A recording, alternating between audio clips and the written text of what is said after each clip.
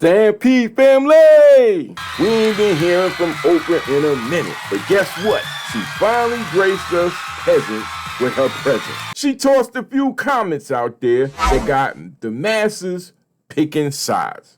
Why? Because she was confronted about two people that she put the money behind and stamped them as legit to her audience. And those two people were Dr. Phil and Dr. Mehmet Oz. Now, the issue that's causing the controversy is that Oprah wasn't on that interview to apologize to anyone about anything. Instead, she stood 10 toes down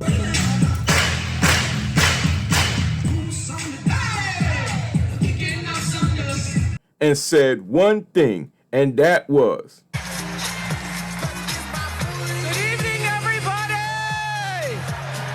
Everybody has their own path in life, and it has not one thing to do with me." So people got in their feelings and took that statement personal, as if she was cutting them dudes loose from her inner circle, choosing to wash her hands of them. So what? You would think a billionaire could cut off whoever they want. But nope, these people feel they should all be attached at the hip. Why? It's because this goes way back to 1998 during the Texas cattleman trial.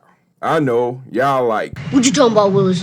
Well, in 1998, Oprah was caught up in a high-profile trial for 6 weeks because the powers that be in the beef industry had beef with her. Yeah, they felt she stepped out of her boundaries and let some negative comments slip out her mouth about beef. Yeah, pissed off the whole cattle rancher community.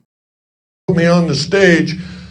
To the left of me, mother whose granddaughter is dying of the human form of mad cow disease in England. To the right of me, a guy from the National Cattlemen's Beef Association points at me and says, "Here's a man who believes within 10 years we could have a disease that'd make AIDS look like the common cold." And I said, "Absolutely."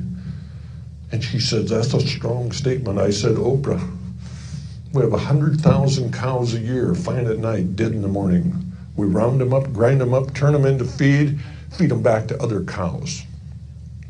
We go out and collect roadkill, deer, elk, possum, raccoons, scrape them up off of the street, grind them up, feed them back to cows. And then we take pets, city of Los Angeles, 200 tons of pets full of chemicals that were used to kill them. 200 tons a month are ground up, turned into feed and fed back to our food animals." This time, Oprah's eyes are as big as saucers. I know that I've got her. She turns around and looks at the guy from the National Cattlemen's Beef Association and says, "Dr. Weber, are we feeding cows to cows?" I never knew what he had to say. He said, "Well, you know, there's a limited amount of that going on.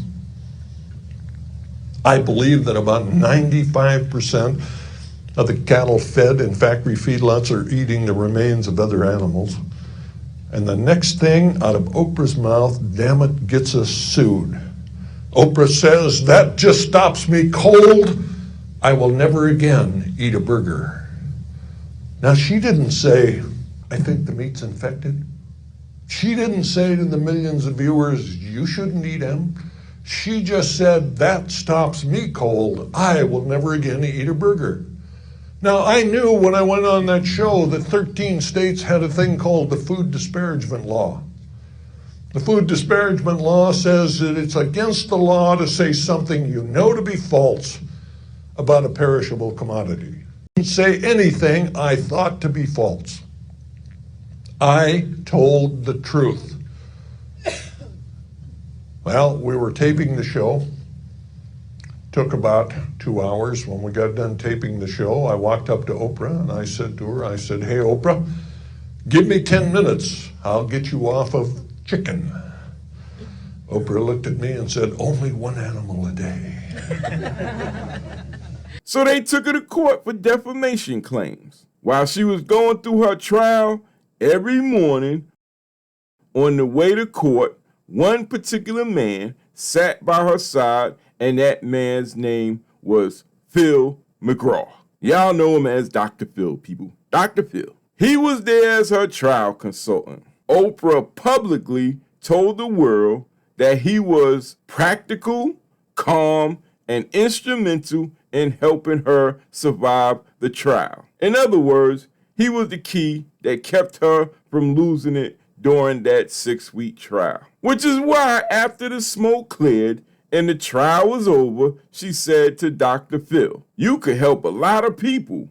You should come to my show." And by 2002, Harpo Productions, which is Oprah spelled backwards for those that didn't know, they launched the Dr. Phil show into syndication, which instantly became a national sensation. And 2 years later, her best friend Gail King, people, introduced Dr. Oz to her. He was a cardiothoracic surgeon, and this guy could explain complex medical terms in its simplest form for everyone in the audience to understand. So as y'all can see, Oprah didn't just give these dudes the keys to the kingdom, she gave her global television audience the stamp of approval that these guys were to be trusted. How they say it? 2 decades later. Yep, the tables turned for the worse. Dr. Phil got put in the hot seat for having guests that seemed like they were too over the top to be sincere guests. Then you had the accusations he was accused of regarding the troubled teens industry. And then there was those who had a problem with him allowing his medical license to lapse in Texas, but still acting as if he's a doctor. Shame, shame on you.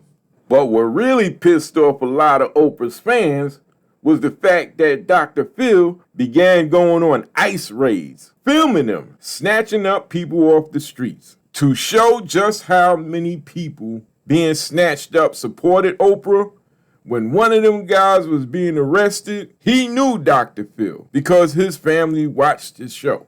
I'm not a sinner. I'm not talking about lawyer. Yeah. Are you a citizen? My mom's a citizen. Your mother's a citizen? Yes. But you're not? Nope.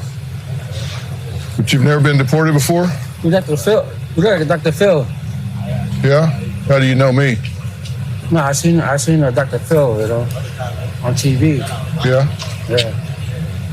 Yeah. Well, this is an example of sanctuary cities, right? We got an illegal alien convicted of sex crimes involving children, and he's walking the streets of Chicago.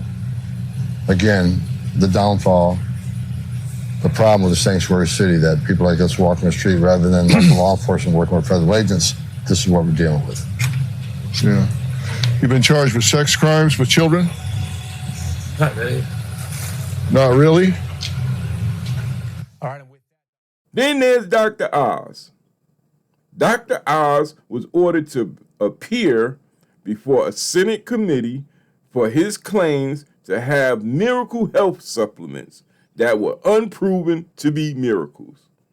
Media outlets and advertising platforms in particular serve as a critical gatekeeper that are well positioned to keep false and deceptive advertising from reaching consumers.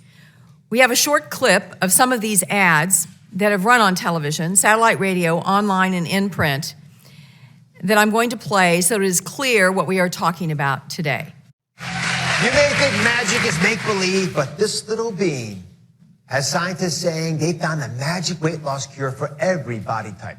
It's green coffee beans. And when turned into a supplement, this miracle pill can burn fat fast for anyone who wants to lose weight. This is very exciting and it's breaking news. Millions of you love coffee, but now you're gonna love it for a whole other reason.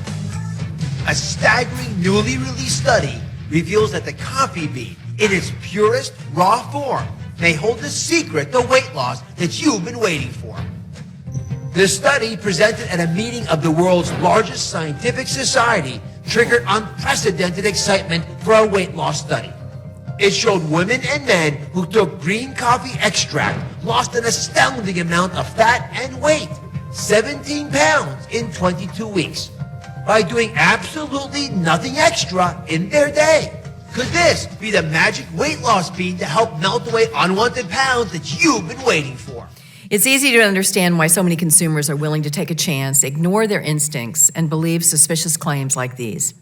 According to the most recent data from the Centers for Disease Control and Prevention, more than 1/3 of American adults are obese, and 70% are either obese or overweight. In preparing for this hearing, my staff reached out to a variety of media companies across all mediums to better understand industry practices in screening and monitoring advertising. I find it troubling that broadcast and satellite radio witnesses who were asked to be here today were unwilling to appear. To me, this indicates there is either something to hide or they don't have a good story to tell. Either way, we will not be effective at addressing this problem until all stakeholders take it seriously. Like in virtually any other industry, there are good actors and bad actors. We will hear today from the Council for Responsible Nutrition, a trade association for the dietary supplement industry, and the Better Business Bureau Advertising Self-Regulatory Council about industry's efforts to police itself.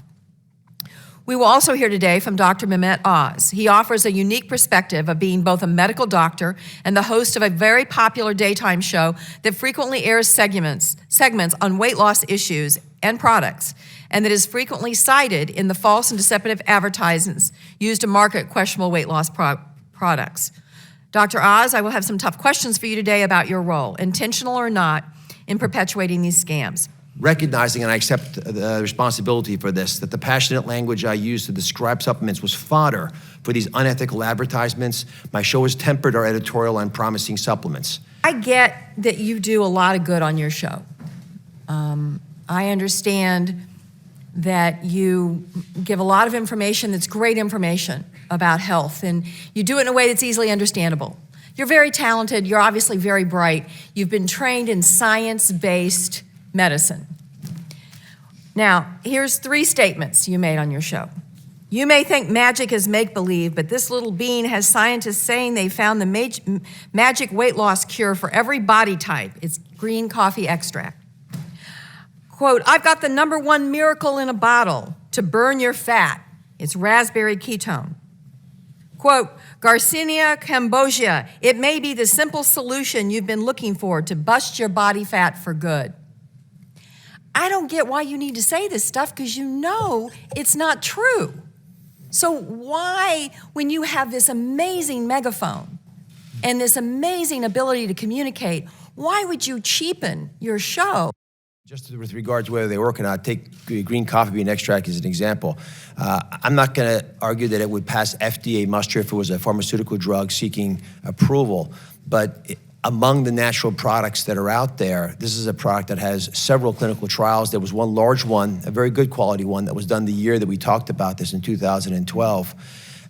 Listen, I want to know about that clinical trial, because the only one I know was 16 people in India that was paid for by the company that was in fact, at the point in time you initially talked about this being a miracle, the only study that was out there was the one with 16 people in India that was written up by somebody who was being paid by the company that was producing it.